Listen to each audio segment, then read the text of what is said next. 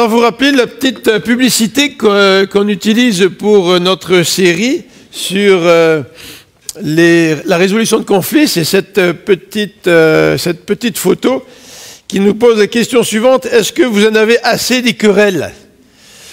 C'est assez intéressant de remarquer que dans des situations politiques, lorsque des pays sont en conflit et que ça dure depuis longtemps, de façon surprenante, la paix peut arriver.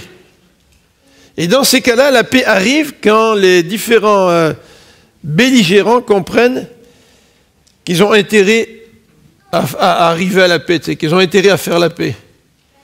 Et c'est comme si, à un moment donné, les belligérants acceptent le fait qu'il y a un trop grand prix à payer aux querelles et ils en ont assez. Et là, c'est plus facile à faire la paix. Alors j'espère que c'est un petit peu notre situation aujourd'hui, que nous comprenons que dans les querelles, personne n'y gagne. En fait, tout le monde y perd. Et que nous avons toute cette conviction que c'est beaucoup plus avantageux de faire la paix, c'est beaucoup plus épanouissant de vivre dans la réconciliation plutôt que de continuer à vivre dans des querelles. Je ne sais pas si vous-même, vous avez été témoin de querelles lorsque des amis qui sont proches de vous, des parents se querellent, et que vous êtes un petit peu les témoins, peut-être même des fois un peu pris là-dedans. Ce n'est pas toujours très agréable. Alors, c'est dans ce contexte que nous avons regardé, jusqu'à présent, la source des conflits. Ensuite, on a regardé un arrière-plan qui est extrêmement important, c'est l'amour radical. Qu'est-ce que c'est que l'amour biblique? De quel amour s'agit-il? Et le Seigneur nous donne un exemple d'amour radical et il nous demande de le suivre en vivant nous aussi un amour radical. Alors c'est certain que nous avons besoin d'apprentissage pour vivre cet amour. Priscilla ce matin nous a cité le verset qui résume toute la loi. Tu aimeras ton Dieu de tout ton être et ton prochain comme toi-même. C'est très simple. Une phrase très courte. Mais combien difficile à vivre et combien nous avons besoin d'apprendre à vivre cela. La troisième étude que nous avons faite, c'est la solution au conflit selon Jacques. Notre premier dimanche, nous avons pris le texte de Jacques qui parle des conflits. Les conflits, c'est une réalité, même si parfois nous voulons faire comme l'autruche et mettre la tête dans le sable. C'est une réalité, mais Jacques nous amène une solution. Nous avons regardé cette solution, notamment nous avons beaucoup parlé d'humilité en rapport avec ce texte de Jacques. Et c'est vrai que l'orgueil, c'est certainement un ingrédient qui nous permet ou qui nous pousse au conflit. Et que si nous avons l'habitude de vivre dans l'humilité, certainement que ce trait de caractère va nous profiter si nous voulons vivre la résolution de conflits. Ensuite, Sem, dimanche dernier, nous a parlé de la réaction négative au conflit. Dans les conflits, souvent, nous avons des réactions négatives. Hein. Et c'est ce que je vais vous résumer très rapidement. Il nous a parlé de l'éloignement. Souvent, dans les conflits, nous avons tendance à nous éloigner. Hein. Et parfois, cet éloignement prend une forme extrêmement physique. C'est la fuite. Nous fuyons. Nous fuyons la personne avec qui nous avons des conflits. Et c'était le cas d'Agar dans Genèse au chapitre 16. Alors je ne reprendrai pas l'histoire d'Agar, mais Agar a fui au lieu d'affronter le conflit. Et Sem nous a rappelé aussi que lors de situations conflictuelles, non seulement nous pouvons opter pour la fuite, pour nous éloigner de la source du conflit, mais nous pouvons aussi nier l'évidence. Et peut-être que si vous travaillez dans le milieu scolaire, vous avez été le témoin de cela. Certains enfants ont des problèmes, vous en parlez aux parents, puis les parents nient l'évidence. Leur enfant, c'est l'enfant le plus sage qui existe dans le monde, et puis son enfant n'a pas de problème, son enfant ne peut pas avoir de problème. Tu sais. Donc c'est une façon de nier le conflit, c'est-à-dire de nier, de s'éloigner du conflit. On essaie de s'éloigner en niant l'évidence. Et ça nous a parlé d'Élie, le père des sacrificateurs indignes, des sacrificateurs immoraux, des sacrificateurs qui en d'autres termes, qui étaient des hommes religieux, mais qui, par leur comportement, portaient du discrédit à tout ce qu'ils faisaient, qui portaient du discrédit à Dieu lui-même. Et Élie, il n'a pas dit grand-chose. Et il a fait preuve de faiblesse. Il a plutôt essayé de nier le problème, d'amoindrir le problème. Souvent, ce qu'on fait, c'est qu'on minimise le problème, parce qu'on ne veut pas le voir en face. Et quand on veut minimiser le problème, c'est une façon de nier l'évidence. En fait, moi, si je vais voir un docteur, parce que j'ai un problème, je n'aurais pas tellement envie qu'il minimise mon problème, en me donnant un petit placebo, mais que dans 3 mois, je me réveille avec une maladie incurable, parce que ça s'est développé. Personne d'entre nous aimerait ça. Les deux autres éléments que Sam nous a présentés dimanche dernier, c'est que dans les conflits, non seulement nos réactions négatives peuvent nous pousser à fuir, à nous éloigner, mais une autre réaction négative nous pousse à confronter. Puis on est pas mal agressif, on est beaucoup plus combatif. Et quand nous confrontons ceux avec qui nous avons des conflits, eh bien nous faisons souvent comme Adam et Ève. Seigneur, je te remercie pour la femme que tu as mise à mes côtés, mais c'est sa faute. Et Ève qui parle à Dieu, qui lui dit, écoute Seigneur, c'est pas ma faute, c'est la faute du serpent. Alors au lieu de considérer nos propres fautes, nous avons tendance à blâmer les autres, à rejeter la responsabilité sur les autres. Ça nous arrange bien parce que ça nous déresponsabilise, comme on dit. Mais en fait, nous sommes des êtres responsables, et nous sommes responsables de nous regarder aussi, et de voir si dans les conflits, nous n'avons pas une part de tort. Et nous avons en tout cas la responsabilité de demander à Dieu, Seigneur, qu'est-ce que tu veux que je fasse pour être un agent de paix dans les conflits, pour que nous soyons un artisan de paix dans le conflit. J'aime bien l'expression artisan. Un artisan, c'est quelqu'un qui fabrique quelque chose. Tu sais. Puis quand on veut travailler à la paix, on devient des artisans de paix. Et nous avons besoin, au lieu de rejeter le blâme sur quelqu'un d'autre, nous avons besoin de changer d'état d'esprit, de dire, Seigneur, comment veux-tu que je sois, que je devienne un artisan de paix dans ce conflit-là? Le dernier élément que Sam nous a présenté dimanche dernier, c'était celui de la colère. Et quand on est en colère en général, nos colères ne sont pas des saintes colères. Et quand nous nous mettons en colère, eh bien c'est la confrontation agressive, bien sûr. Et nous faisons face à l'autre. Notre colère peut s'exprimer de toutes sortes de manières. Elle peut s'exprimer par des paroles inappropriées, par des jugements, par des rejets, par l'humiliation. Toutes sortes de façons nous pouvons exprimer cette colère-là. Et cette colère, ultimement, elle va jusqu'au meurtre. Et c'est pour la raison pour laquelle Jésus a dit, si tu te mets en colère dans ton cœur et tu cries à ton frère Raka, c'est-à-dire fou, tu le traites de fou parce que tu es en colère, ben c'est comme si tu avais commis un meurtre. Alors, si tu te dis que toi, parce que tu es religieux, tu es meilleur qu'un autre, parce que tu n'es pas un meurtrier, mais que par ailleurs tu te mets en colère contre quelqu'un, eh bien, tu commets la même chose que si tu commettais un meurtre. Parce que la colère, c'est vraiment ce qui à l'intérieur, nous amène au meurtre. C'est peut-être pas un meurtre physique, mais dans notre état d'esprit, nous avons la même attitude, n'est-ce pas? Nous attaquons la personne, nous voulons la confronter, de manière négative, évidemment, pour pouvoir essayer de résoudre le problème, mais comme vous le devinez bien, sans succès. Alors, moi je ne comprends pas pourquoi il y a un 1 qui vient après le 3. Probablement que j'ai oublié de mettre le 4, mais vous voyez à l'écran, c'est 1, 2, 3, 4, c'est les 4 points de Sam dimanche dernier, merci Sam. Et aujourd'hui, j'aimerais qu'on regarde ensemble le premier R dans le cours de Ken Sande, c'est ça, hein? Lui, il a un cours sur la résolution de conflits, un cours qui a été traduit par notre association, puis j'ai acheté le cours, j'ai étudié un petit peu son cours, et lui nous présente 4 R pour faire face au conflit de manière positive, c'est-à-dire être des artisans de paix, être des gens par qui nous allons trouver une solution au conflit. Et lui, il présente donc 4 R, et le premier R, c'est rendre gloire à Dieu. Alors on peut se poser la question, mais écoute, ça a l'air bien spirituel, bien religieux, rendre gloire à Dieu.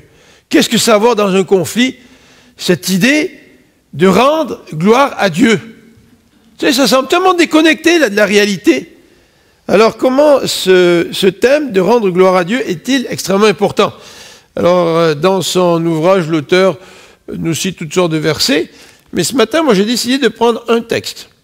Et j'aimerais que nous puissions plonger ensemble dans ce texte qui se trouve dans 1 Corinthiens, chapitre 8, 9 et 10. Alors vous avez 2 chapitres et demi, c'est beaucoup. Et ce qu'on va faire un survol de chacun de ces textes.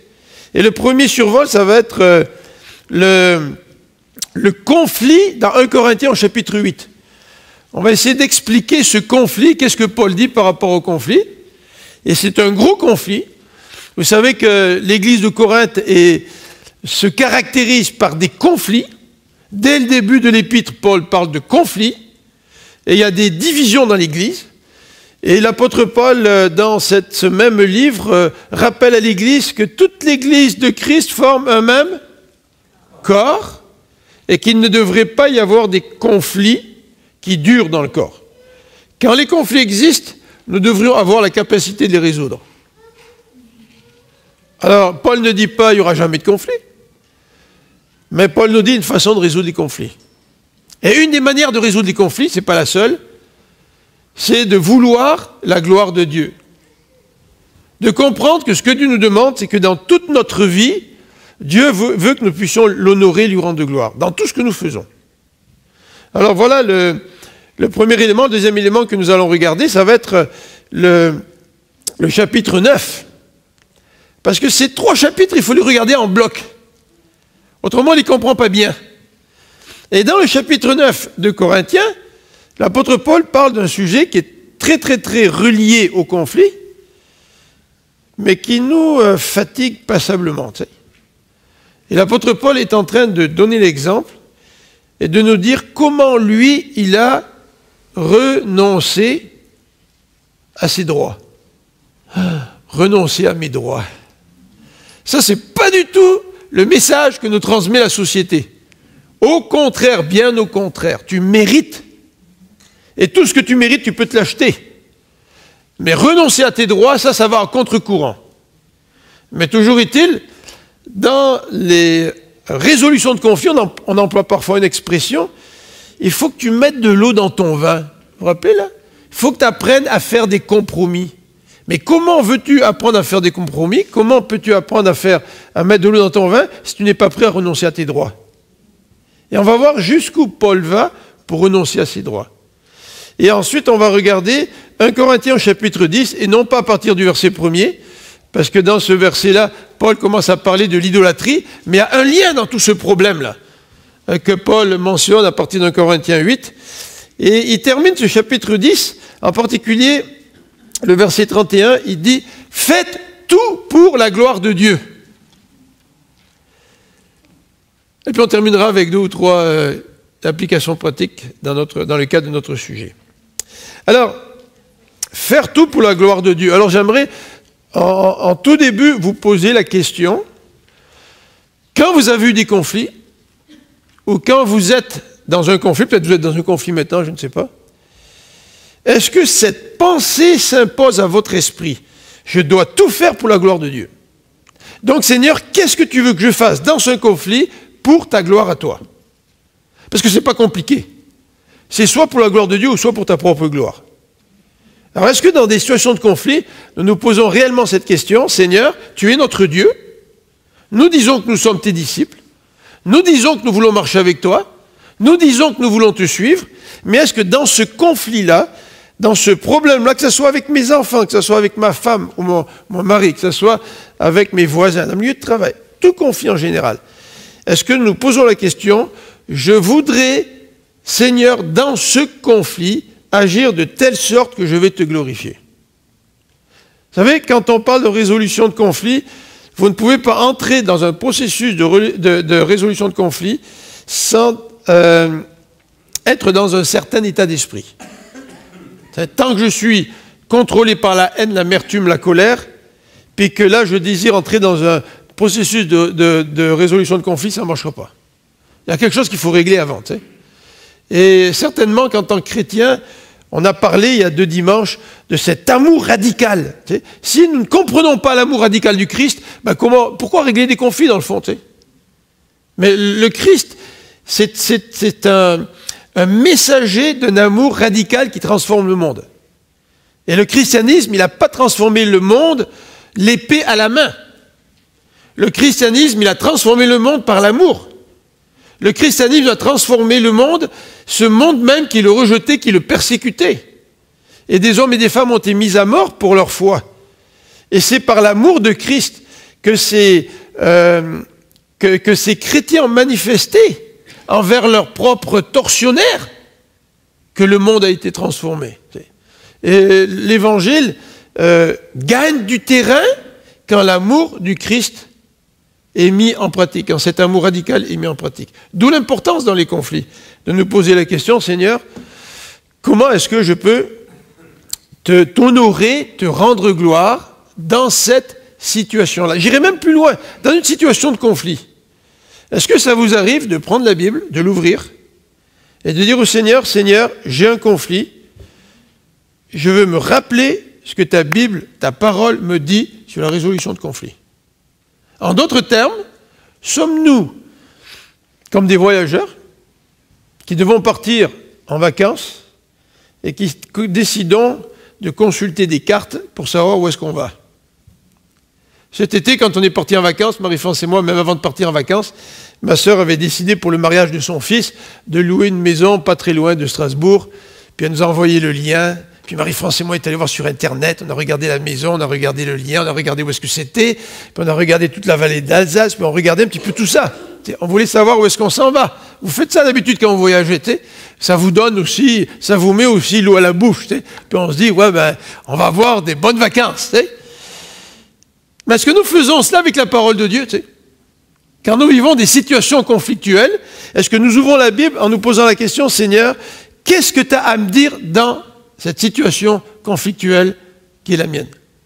Alors là, je ne parle pas d'avoir raison, d'avoir tort, je parle d'un état d'esprit. Est-ce que nous venons consulter l'Éternel? Alors regardons dans chapitre 8 de 1 Corinthiens, et je vous invite à garder votre Bible ouverte, puisqu'on va faire un survol de textes de 2 chapitres et demi, donc c'est pas mal de matériel ce matin, dans 1 Corinthiens au chapitre 8. Et on va tout d'abord lire les 3 premiers versets. Paul est en train d'adresser un problème dans l'Église. Et le problème dans l'Église est peut-être un petit peu similaire à cette question que nous pouvons nous poser en tant que chrétiens. Est-ce que je dois permettre à mes enfants de passer l'Halloween? L'Halloween, c'est une fête païenne à l'origine. Et si je suis chrétien, je n'ai rien à voir à faire avec ce qui est païen. Mais de l'autre côté, je me rends bien compte que quand les enfants vont frapper aux portes et qu'ils reçoivent des bonbons, puis que les déguisements sont, comment dirais-je, acceptables, vous n'avez peut-être pas l'impression qu'il y a un lien païen avec l'Halloween. Alors est-ce que je dois la passer, l'Halloween, ou je ne dois pas la passer? Et souvent, entre chrétiens, nous sommes très très prompts à nous affronter les uns les autres. C'est intéressant parce que j'ai regardé sur Internet un site où on avait l'opinion de 12 leaders d'Amérique du Nord qui nous disaient leur opinion là-dessus. Et les opinions n'étaient pas tous les mêmes. Et de leaders respectés dans notre milieu évangélique d'Amérique du Nord. Je me souviens, quand j'étais au séminaire, on a reçu une lettre une fois d'un chrétien des provinces maritimes qui se plaignait parce que son pasteur, à l'occasion, prenait un peu de vin chez lui. Et dans ce milieu-là, on ne prend pas de vin, s'il était chrétien.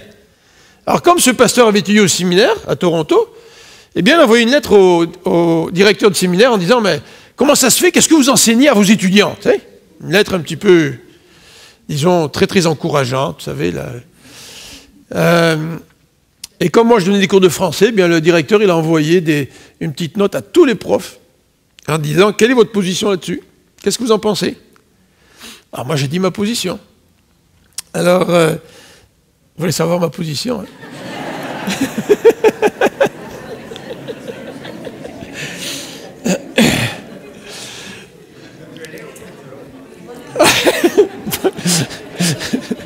François, il y a une bonne question. Ben, mais vous voyez comment parfois des sujets peuvent vraiment susciter des débats enflammés qui font qu'à un moment donné, ça devient un conflit. Et dans cette épître aux Corinthiens, qui est adressée aux chrétiens et à l'église de Corinthe, il y avait un problème avec ce qu'on appelle les viandes sacrifiées aux idoles. Alors là, il nous faut nous remettre là-dedans pour bien comprendre ce qui se passe. C'est qu'à l'époque, toutes les viandes qui aboutissaient au marché pour être mises en vente, toutes les viandes, tous les animaux étaient offerts au temple, étaient offerts en sacrifice au temple. Et après ça, les viandes étaient amenées au marché, puis elles étaient vendues. Évidemment, les prêtres gardaient une partie, tout ça, il y avait toute une tradition autour de cette procédure. Et les chrétiens, ils disaient, est-ce que je dois manger de cette viande-là que j'achète au marché? Alors, il y a des chrétiens qui disaient, non, non, on ne peut pas la manger. Parce que cette viande-là, elle a été offerte en sacrifice à des idoles. Puis il y a d'autres chrétiens qui disent, mais non, les idoles, tu sais très bien que ça n'existe pas des idoles. Les idoles, c'est quelque chose qui est fait de la main d'homme. Tu sais, Isaïe, il dit, les hommes prennent un morceau de bois, ils la taillent, ils la sculptent, puis ils la mettent devant eux, puis maintenant ils disent, voilà mon idole. Tu sais? Et plusieurs chrétiens disaient, mais écoute, il n'y a pas de mal à manger la viande sacrifiée aux idoles. Et là, comme on dit, la sauce a pris, hein? Et la chicane commençait à se développer dans l'Église. Et Paul va intervenir. Parce que nous sommes chrétiens, et comment devons-nous nous comporter dans une situation conflictuelle? En versets 1 à 3, au chapitre 8 de Corinthiens. Pour ce qui concerne les viandes sacrifiées aux idoles, alors là, les Corinthiens lui ont posé des questions par lettre, puis lui répond. Tu sais. Il a répondu sur le mariage un peu plus tôt, il répond à plusieurs questions. Pour ce qui concerne les viandes sacrifiées aux idoles, nous savons que nous avons tous la connaissance. Oh, quand tu es dans un conflit, puis que tu connais la situation, tu sais. Oh, quand tu es dans un conflit, puis tu connais tous les tenants et aboutissements, puis tu sais que tu as raison, tu sais. Tu as la connaissance, tu sais. Mais le verset 1 nous dit, la connaissance, elle enfle, mais l'amour édifie. Si quelqu'un croit savoir quelque chose, et souvent quand nous savons, hein, nous le savons, nous, on le reproche aux autres de ne pas le savoir, bien si quelqu'un croit savoir quelque chose, il n'a pas encore connu comme il faut connaître. Mais si quelqu'un aime de Dieu, celui-là est connu de Dieu. Ah, on pense peut-être que Dieu va me connaître parce que moi j'ai la tête bien pleine, parce que j'ai lu plein de livres en théologie, parce que je raisonne bien. Mais ici, le verset nous dit, non pas que la connaissance est mauvaise, mais si tu crois savoir quelque chose, tu n'as pas connu comme il faut connaître. En fait, quand tu connais, c'est parce que tu as saisi l'amour de Dieu et que tu vis cet amour-là.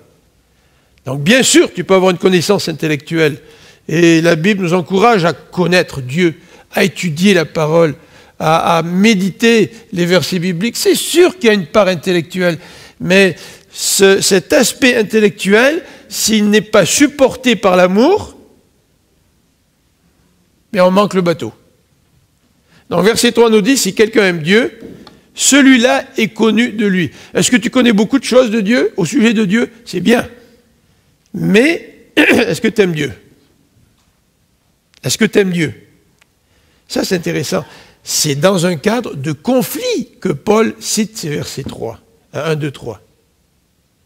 Il parle d'amour versus la connaissance dans le cadre de conflit sur les viandes sacrifiées aux idoles. Est-ce qu'on doit manger ces viandes-là, les acheter au marché, ou est-ce qu'on ne doit pas en manger? On ne doit pas en acheter.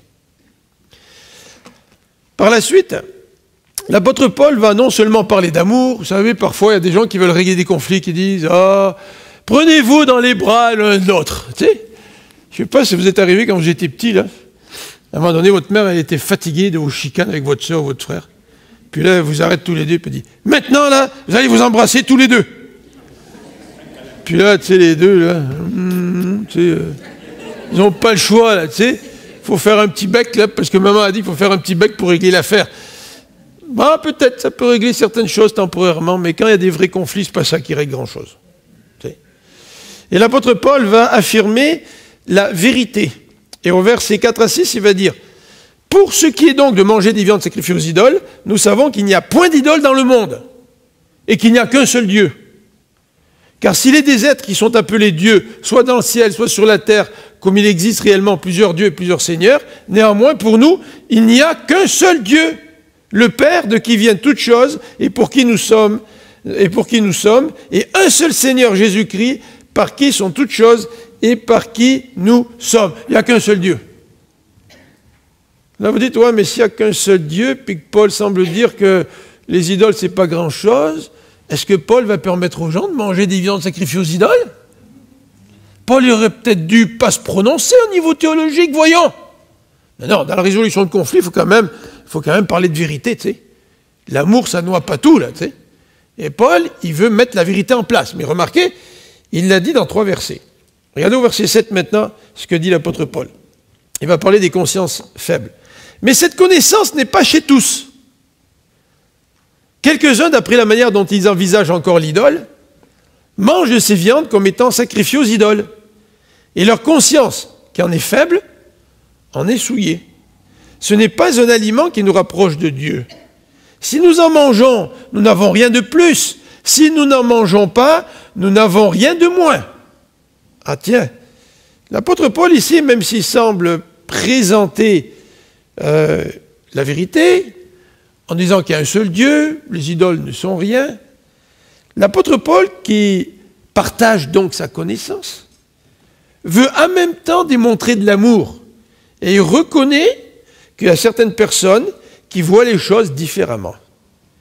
Et il y a certaines personnes qui ont une conscience plus faible que d'autres, et qui, si elles mangeaient de la viande sacrifiée aux idoles, ensuite qui a été vendue au marché, si elles achetaient cette viande-là et la mangeaient, pour elles, dans leur conscience, c'est comme si elles auraient offert ces viandes aux idoles. Et Paul reconnaît cela. Ça, c'est intéressant, hein, parce que Paul, c'est un gars qui a du caractère, c'est un gars qui a du tempérament. En fait, pour vivre ce qu'il a vécu, il fallait en avoir, tu sais. Accepter des naufrages, accepter d'être lapidé, laissé pour mort, accepter d'être persécuté, accepter d'être arrêté. Vous savez, tout ce que Paul décrit dans le 2e livre de Corinthiens, tous les problèmes auxquels il a fait face, juste parce qu'il voulait prêcher l'évangile. C'est un gars qui avait du caractère. Et en fait, quand, au début du 2e voyage missionnaire, Barnabas lui a dit, bien, on va reprendre avec nous Marc, Paul, il ne voulait rien savoir, parce que Marc les avait abandonnés en route. Et le texte nous dit qu'il y a eu une violente dispute entre Paul et Barnabas. Oh, c'est assez surprenant de voir que Paul fait preuve d'amour et de considération envers des gens qui, dans leur conscience, sont peut-être plus troublés que d'autres. Au verset 9 à 12, l'apôtre Paul continue, puis il nous lance un avertissement. Bon, il vient de dire, ce n'est pas un aliment qui nous rapproche de Dieu. Mais il dit au verset 9, prenez garde, que votre liberté ne devienne pas une pierre d'achoppement pour les faibles. Vous vous rappelez ce que Jésus a dit, hein, quand on est une pierre d'achoppement pour les plus faibles. Car si quelqu'un te voit, toi qui as de la connaissance, toi tu dis que tu as la connaissance, il n'y a pas d'idole, et puis il n'y a qu'un seul Dieu, tu sais. Puis toi, parce que tu as une bonne connaissance, tu vas t'asseoir dans un temple d'idole. Oh, là ça va plus loin que d'acheter la viande au marché, ça. Là la personne, elle va s'asseoir dans le temple. Et vous savez que chez les Corinthiens, il y avait des associations. Puis ils faisaient des parties de Noël. Non, il n'y avait pas encore Noël. Mais ils faisaient des parties. Tu sais. Alors, je ne sais pas, moi, la compagnie à laquelle travaille Matthieu va faire un party pour Noël. Alors, si sa compagnie existait du temps de Paul dans l'épître aux Corinthiens, ben, ils iraient faire un party au temple. Tu sais. Parce que c'est là qu'on faisait un party. Puis on amenait de la viande, puis une partie était offerte en sacrifice, puis l'autre était divisée ou répartie entre les différentes personnes, puis on faisait la fête. Tu sais. Alors il dit ici, si quelqu'un te voit, toi qui as de la connaissance, assis à la table dans un temple d'idole, sa conscience à lui qui est faible ne le portera-t-elle pas à manger des viandes sacrifiées aux idoles? Et ainsi le faible périra par ta connaissance et le frère pour lequel Christ est mort. Vous vous rendez compte? Ma connaissance à moi qui pense que je suis libre dans le Seigneur, je n'ai pas de chaîne, et puis dans le Seigneur, je peux agir avec une bonne conscience. Ben, si je ne prends pas garde à mon frère, je peux être pour lui une source de chute. Alors au verset 12, le texte nous dit, en péchant de la sorte contre les frères, et en blessant leur conscience faible, vous péchez contre vos frères. C'est ça qui est écrit? Il nous dit, vous péchez contre qui? Contre Christ. Vous vous rendez compte, par manque de considération envers nos frères et envers nos sœurs, même si nous avons des convictions, puis que nos convictions sont extrêmement bibliques, là, nous pouvons pécher contre eux et contre le Christ par notre manque d'amour. C'est fort, ça. Et au verset 13, l'apôtre Paul va prononcer ce verset qui ouvre ce qui suit, le chapitre 9. C'est pourquoi, si un aliment scandalise mon frère, je ne mangerai jamais de viande afin de ne pas scandaliser mon frère. Alors, quand le pasteur a envoyé une lettre au directeur doyen du séminaire où j'étais pour savoir qu'est-ce que le séminaire enseignait, et que j'ai reçu une lettre comme tous les autres profs pour qu'on puisse dire un petit peu notre opinion, mon opinion c'était la suivante. Moi j'étais élevé dans un contexte français en Europe, où on a l'habitude de prendre un peu de vin quand on boit à table, mais surtout chez les chrétiens de manière raisonnable et modérée. Bien sûr que jamais, dans les églises que j'ai fréquentées en Europe, on a cautionné l'abus de l'alcool, jamais. Et alors j'ai dit dans ma lettre au directeur, j'ai dit, si je reçois des amis à la maison qui viennent du Québec ou viennent de la France, ça fait partie des règles d'hospitalité, d'offrir un peu de vin sur la table. J'ai dit par contre, si je reçois des amis anglophones de l'Ontario qui ne veulent pas boire du vin, parce que dans leur conscience, il ne faut pas en boire, je n'irai pas choquer mes frères et mes sœurs en leur mettant du vin sur la table et en les obligeant en quelque sorte, c'est de boire là. Mais quand, vous savez, c'est un réel problème ça. Ça change beaucoup maintenant dans le milieu anglophone. Je dois quand même dire cette parenthèse. Mais quand j'étais encore à la maison chez nous, mon père travaillait pour une mission internationale, Trans World Radio, et il y avait un autre collègue francophone qui lui avait l'habitude de boire un peu de vin quand on avait une fondue bourguignonne ou une fondue au fromage, tout ça. Puis quand il invitait des missionnaires anglophones, ça l'énervait tout le temps de voir ces gens-là qui ne voulaient pas boire du vin, tu sais. Puis il essayait toujours de les encourager, là, à goûter à cette bénédiction divine. Tu sais. Parce que tout le monde sait que la France est très bénie, tu sais, pour avoir du vin aussi bon que ça. D'ailleurs, il n'y a aucun autre vin qui arrive à la cheville, vous êtes tous d'accord, n'est-ce pas? Mais ça crée un véritable problème. Parce que ces chrétiens-là, en particulier ceux qui venaient des États-Unis, si les églises qui les soutenaient financièrement apprenaient qu'ils avaient mangé un bonbon de Noël avec de la liqueur dans le chocolat, ces églises-là pouvaient couper le soutien financier. Alors, voyez-vous comment parfois les situations, potentiellement parlant, là, on peut être dans des situations explosives. Et comment on fait pour régler des conflits? Eh bien, l'apôtre Paul, ici, commence à dire au verset 13 du chapitre 8, « C'est pourquoi, si un aliment scandalise mon frère, je ne mangerai jamais de la viande afin de ne pas scandaliser mon frère. » Et là, il va parler, dans le prochain chapitre, de renoncer à ses droits. Alors, je vous invite à regarder le chapitre 9. Renoncer à ses droits. Et dans les versets 1 à 6, et le verset 13 à 14, il va parler du droit des apôtres. En fait, l'apôtre Paul a des droits en tant qu'apôtre. Et quels sont les droits de l'apôtre? Alors il pose la question, n'êtes-vous pas mon œuvre dans le Seigneur? Au verset 1. Il dit, écoutez, là, si l'Église existe, c'est parce que moi je suis venu, j'ai prêché l'Évangile, il y a des gens qui se sont convertis, j'ai travaillé pour établir cette Église, vous êtes en quelque sorte mon œuvre, et je suis apôtre pour vous, même s'il y en a d'autres qui me critiquent et qui ne reconnaissent pas mon apostolat. Pour vous, là, les chrétiens de Corinthe, vous savez que je suis votre apôtre, je suis l'apôtre envoyé de Dieu. Et il dit, vous êtes le sceau de mon apostolat. Et puis il dit au verset 4, n'avons-nous pas le droit de manger et boire? N'avons-nous pas le droit de mener avec nous une sœur qui soit notre femme, comme font les autres apôtres et les frères du Seigneur? Et de qui? Céphas. Tiens, il avait une femme, Céphas? Enfin, je vais fermer la parenthèse. Ou bien, est-ce que moi seul et Barnabas, nous n'avons pas le droit de ne point travailler? Et au verset 7, il va nous donner une illustration. Regardez le verset 7, qu'est-ce qu'il nous dit? Au verset 7, il nous dit ceci. Qui jamais est engagé dans une armée à ses propres frais? Ah tiens, est-ce que les gens qui s'engagent dans une armée reçoivent un salaire ou pas? Et à l'époque, les soldats étaient payés. Et c'était normal d'être payés. C'est même aujourd'hui, il y a des mercenaires qui sont engagés dans les armées, ils sont payés. Regardez au verset 7. Qui qui est-ce qui plante une vigne et n'en mange pas le fruit? Moi, j'aurais dû dire ça à ma femme cet été quand elle a planté ces petits plants de tomates là. Ah, des belles petites tomates rouges, tu sais. Puis elle était contente, elle a ramassé ces petites tomates rouges succulentes. Et puis les enfants aimaient ça aussi. Et le texte dit, ben, si tu plantes un plant de tomate, c'est normal que tu ailles goûter de son fruit, vrai? Paul continue. Qu'est-ce qui fait paître un troupeau? Qui est-ce qui fait paître un troupeau et ne se nourrit pas du lait du troupeau? Ben oui, tu as un troupeau, tu t'occupes de ton troupeau, ben, ton salaire, c'est normal que tu ailles pouvoir boire le lait produit par le troupeau.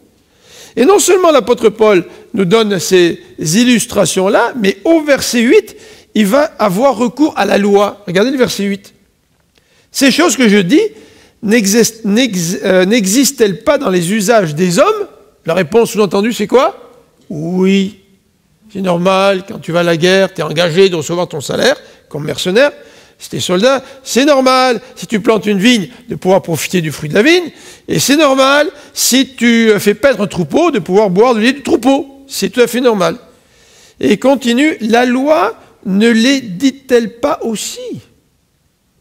Et là, c'est plus juste une illustration humaine. Là, Paul fait référence à la loi.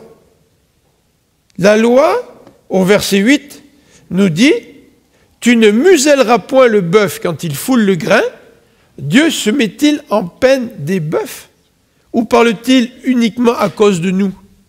Oui, c'est à cause de nous qu'il a été écrit que celui qui laboure doit labourer avec espérance, et celui qui foule le grain, fouler avec l'espérance, dit avoir part. C'est-à-dire avoir quelque chose là, un salaire, un retour de cela. » Et Paul est en train de dire, non, Dieu dans cette loi, il ne parle pas juste des bœufs, là. Vous savez, il y avait un genre de pressoir, comme ça, qui était avec un centre, et puis il y avait comme des, je ne sais pas, des planches de bois, pour attacher l'animal, puis l'animal, il tournait comme ça, tu sais, autour du centre. Puis en tournant, on foulait le grain, tu sais. Et puis la loi disait, ben, si l'animal, à un moment donné, il a faim, qu'il s'arrête pour manger, ben, laisse-le manger. Et Paul est en train de dire, croyez-vous que Dieu parle juste seulement pour les animaux? Il dit, mais non, c'est aussi pour ses serviteurs qui parle.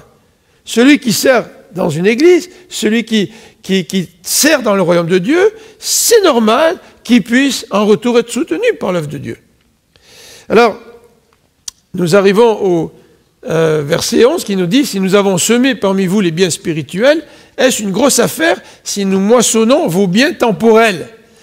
Alors prenez ce verset-là, puis donnez-le à des journalistes dans les masses médias, ils vont monter ça en épingle, tu sais, puis on parlait de l'abus des leaders religieux au niveau financier. Malheureusement, ça arrive.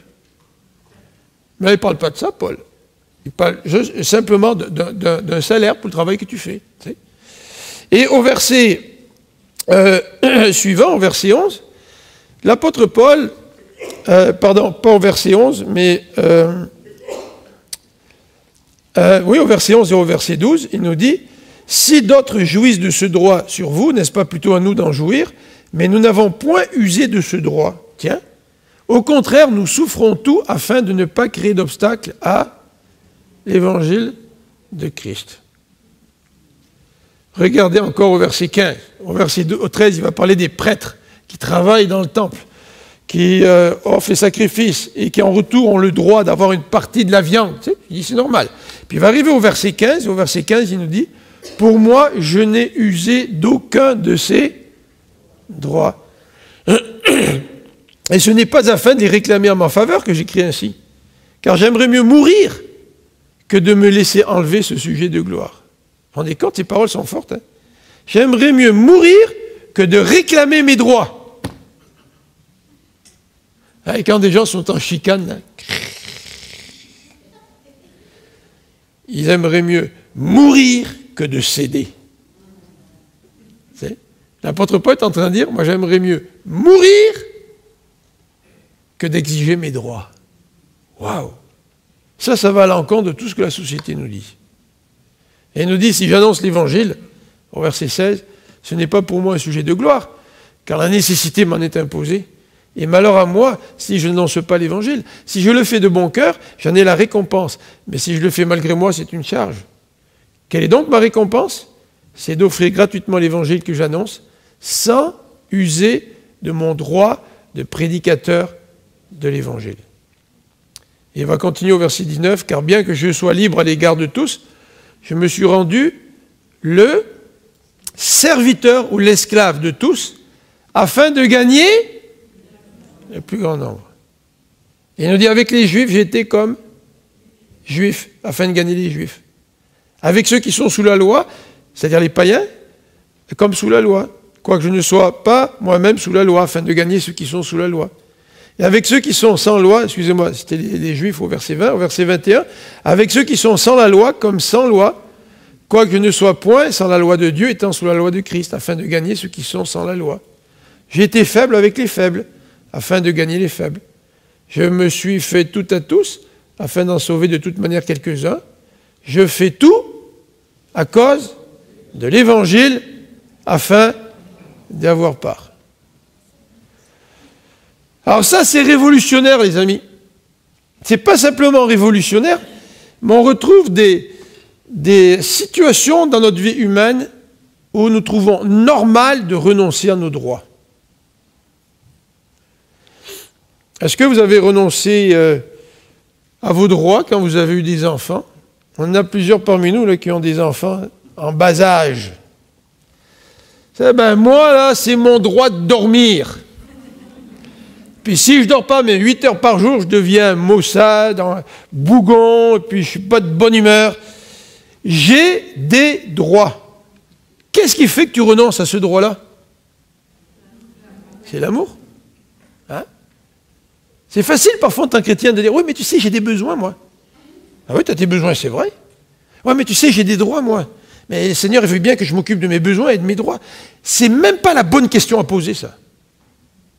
La bonne question à poser, c'est est-ce que tu es prêt à renoncer à tes droits pour une bonne raison? Pas juste renoncer pour renoncer. Renoncer pour devenir un ascète, là. Quelqu'un qui contrôle ton corps, qui renonce à tout. Tu sais, t'es quelqu'un qui est vraiment number one, là, tu sais, tu te contrôles, c'est incroyable. Mais non, la Bible nous dit, tu renonces à des droits pour des bonnes raisons. Et la bonne raison, c'est l'amour de ton prochain. Et quand nous sommes en conflit avec quelqu'un d'autre, c'est là que l'amour du prochain devient tout un défi, tu sais. Moi, je l'aime bien, tandis qu'il est loin, tu sais. Regardez ce que dit ici les versets 19 à 23, en particulier le verset 22. « Je me suis fait tout à tous, afin d'en sauver de toute manière quelques-uns. » C'est-à-dire afin de présenter l'Évangile, je me suis fait tout à tous. Je suis allé voir des Juifs, je me suis comporté comme un Juif. Ah non, je n'ai pas trahi ce que je croyais, pas trahi Dieu, là. Je suis allé voir des païens, je n'ai pas trahi ma foi. Je me suis comporté comme un païen.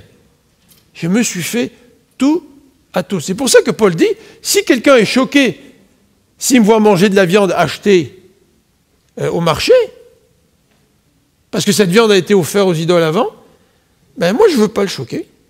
Moi, par amour pour ce frère-là, pour cette personne, je ne mangerai pas de viande avec lui. La motivation, c'est le bien et l'amour du prochain. Dernier élément, c'est le chapitre 10. Regardons le chapitre 10. Faire tout pour la gloire de Dieu. C'est là où nous retrouvons ce fameux verset, au verset 31, je crois. Faire tout pour la gloire de Dieu. Alors, chapitre 10, à partir du verset 14. Et là, l'apôtre Paul a commencé à faire un petit changement. Il commence à parler d'idolâtrie.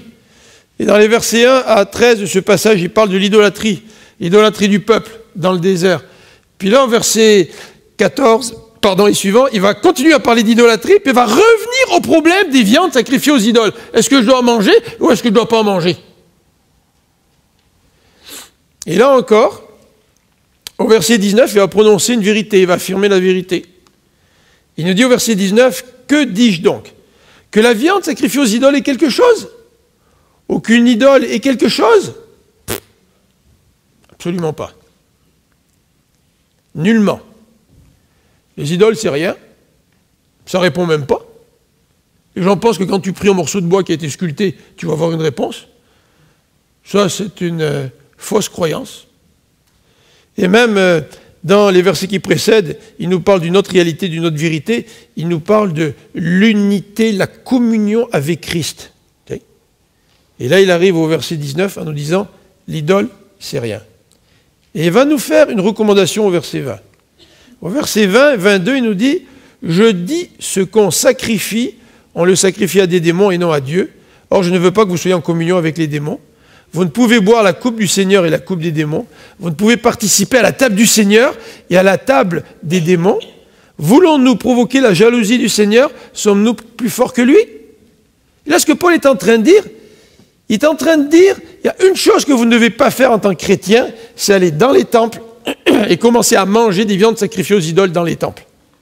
Parce que là, tu ne peux pas dire que tu es en communion avec Dieu si tu fais ça.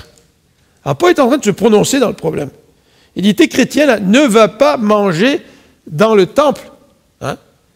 Mais qu'en est-il là des viandes sacrifiées aux idoles que tu manges chez toi? Tu n'es pas dans le temple hein, quand tu es chez toi. Tu es à l'extérieur du temple. Tu n'es pas dans un contexte de sacrifice à des divinités païennes. Et l'apôtre Paul est en train de dire au verset 29, il revient à cette idée-là, au verset 23 et 24, pardon, il nous dit, tout est permis, mais tout n'est pas utile. Tout est permis, mais tout n'édifie pas. Que personne ne cherche son propre intérêt, mais que chacun cherche l'intérêt d'autrui. Si on appliquait ça dans notre société, dans les conflits que nous vivons, ça serait révolutionnaire, ça. Tu sais, tu arrives à une table de négociation avec les patrons, là, puis tu as les syndicats qui sont là, qui disent aux patrons, bah écoutez, qu'est-ce qui vous arrangerait, là? Tu sais, là. Puis vous avez les patrons qui se tournent vers les chefs des syndicats, puis qui ont posé la question en disant, écoutez, là, vous êtes là pour représenter vos employés, mais quels sont les véritables besoins de vos employés, là, tu sais? Pensez-vous qu'on négocie comme ça aujourd'hui, là? Pas comme ça qu'on négocie. Et pourtant, le texte nous dit que personne ne cherche son propre intérêt, mais que chacun cherche celui d'autrui. Et à partir du verset 25, fort de cet arrière-plan, Paul va appliquer, maintenant, va donner une application à tout ce problème des viandes sacrifiées aux idoles. Alors voilà ce qu'il dit au verset 25. Mangez de tout ce qui se vend au marché, sans vous enquérir de rien par motif de conscience. Du tas de la viande qui se vend au marché, va pas poser la question, hey, est-ce que la viande a été sacrifiée aux idoles dans les temples? Non, achète la viande, puis mange ça, tu sais. Peut-être elle a été sacrifiée, peut-être qu'il y a une partie qui n'a pas été sacrifiée. Il n'y a pas de question, vas-y. Alors il nous dit, au verset 26, « Car la terre et tout ce qu'elle renferme est au Seigneur. » C'est intéressant parce que si vous avez des questions sur l'Halloween, étudiez bien ces textes-là, puis là vous allez trouver une réponse. Dieu va vous donner une réponse. Verset 27. « Si un non-croyant vous invite... » Ah, là on est dans un contexte relationnel. C'est plus moi qui vais au marché, qui décide d'acheter de la viande pour manger chez moi. Ben, si c'est ce cas-là, il dit Paul, ben, achète sans te poser des questions, tu sais, puis mange.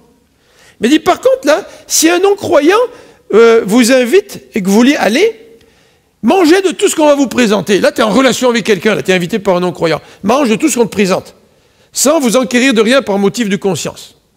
Ça veut dire des chrétiens, des fois, qui vont avec des non-chrétiens, puis ils veulent tellement plaire au Seigneur, qui donnent l'impression aux non-chrétiens qui sont des extraterrestres, qui refusent plein d'affaires, puis qui se posent des questions sur tout. Puis Paul dit, non, écoutez là, si tu vas chez un non-croyant, mange de tout ce qui va te présenter, demande pas d'où ça vient, mange-le, même si ça a été offert en sacrifice. Il dit, mais si quelqu'un vous dit, ceci a été offert en sacrifice, n'en mangez pas. Et probablement c'est un chrétien qui dit ça, tu sais. Un chrétien qui est là, invité, puis ce non-chrétien, ce païen a invité plusieurs personnes, puis il y a 2-3 chrétiens là, puis là toi tu vas, tu prends ta viande, puis là tu as un frère qui vient, un chrétien, qui te dit, hey, sais-tu là, cette viande-là a été offerte en sacrifice, il ne faut pas que tu en manges. C'est quoi notre réaction à nous là, qui sommes libres devant le Seigneur, tu sais? Notre réaction c'est de dire, de quoi il se mêle celui-là? Puis il n'a rien compris à la liberté que donne le Seigneur. Puis de toute manière, qu'est-ce qu'il a à venir me dire, qu'est-ce que je dois manger ou pas manger, qui s'occupe de ses propres oignons? Pourtant, l'apôtre Paul dit, si quelqu'un vous dit ceci a été offert en sacrifice, n'en mangez pas à cause de celui qui a donné l'avertissement et à cause de sa conscience à lui. Vous voyez le principe de Paul? Dans les situations conflictuelles, est-ce que tu penses à l'autre? Est-ce que tu penses à l'autre? Certainement que dans des situations de couple, ça changerait considérablement notre relation de couple, hein? Si on était capable de montrer à l'autre qu'on s'intéresse à lui, et si l'autre voyait véritablement notre intérêt, notre amour pour lui, ça change les relations. Hein? Et Paul continue. Il dit au verset 29, je parle ici non de votre conscience, mais de celle de l'autre. Je ne parle pas de toi, là. Pourquoi, en effet, ma liberté serait-elle jugée par une conscience étrangère? Si je mange avec action de grâce, pourquoi serais-je blâmé au sujet d'une chose dont je rends grâce?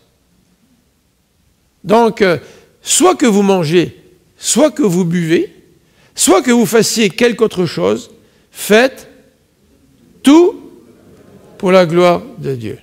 Regardez le reste. Ne soyez en scandale ni aux Grecs, ni aux Juifs, ni à l'Église de Dieu.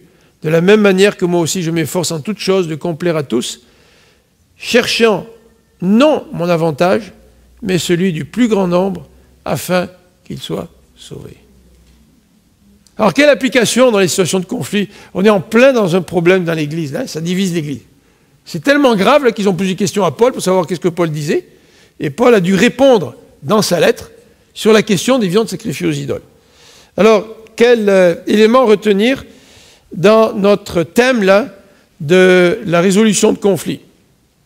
Alors, premièrement, comment glorifier Dieu? Là, 3 applications que j'aimerais nous donner.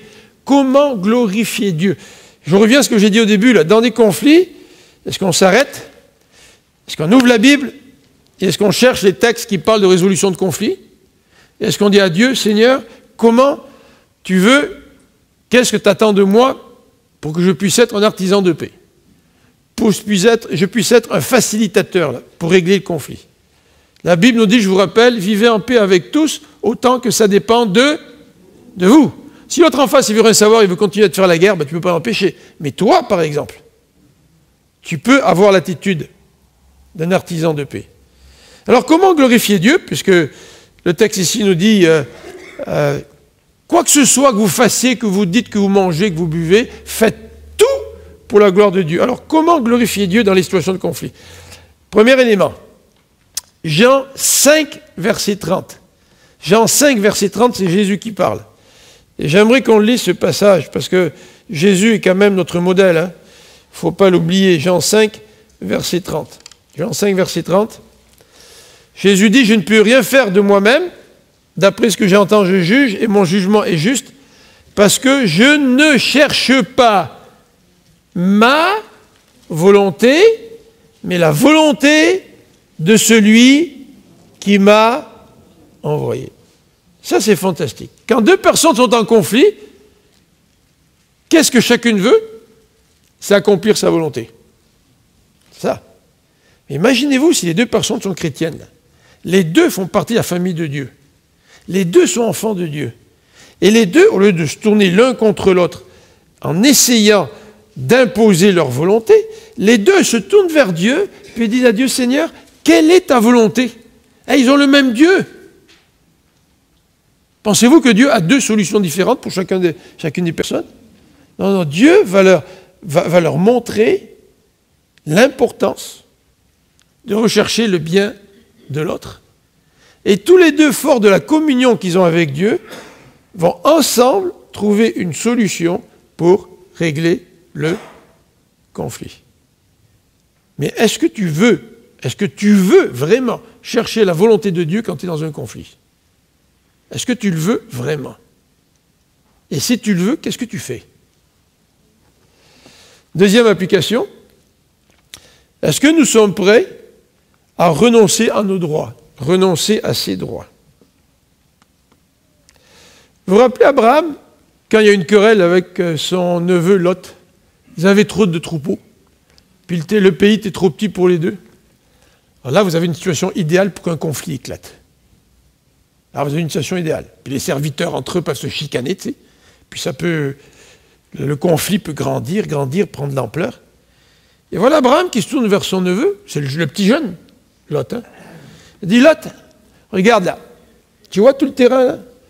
Prends ce que tu veux, moi j'irai ailleurs.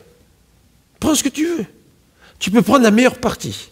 Tu peux prendre le nord, tu peux prendre le sud, tu peux prendre l'est, tu peux prendre l'ouest. Prends ce que tu veux. Et dans le contexte culturel de l'époque, qui avait le premier choix? C'est le patriarche. Et Abraham a renoncé à son droit de se choisir le territoire qu'il aurait préféré. Et pourquoi Abraham est capable de renoncer à ses droits? Parce qu'il a confiance au Dieu pourvoyeur. Tu ne peux renoncer qu'à tes droits parce que tu as confiance que Dieu prend soin de toi. Et tu ne peux que t'accrocher à tes droits avec cette peur de les perdre.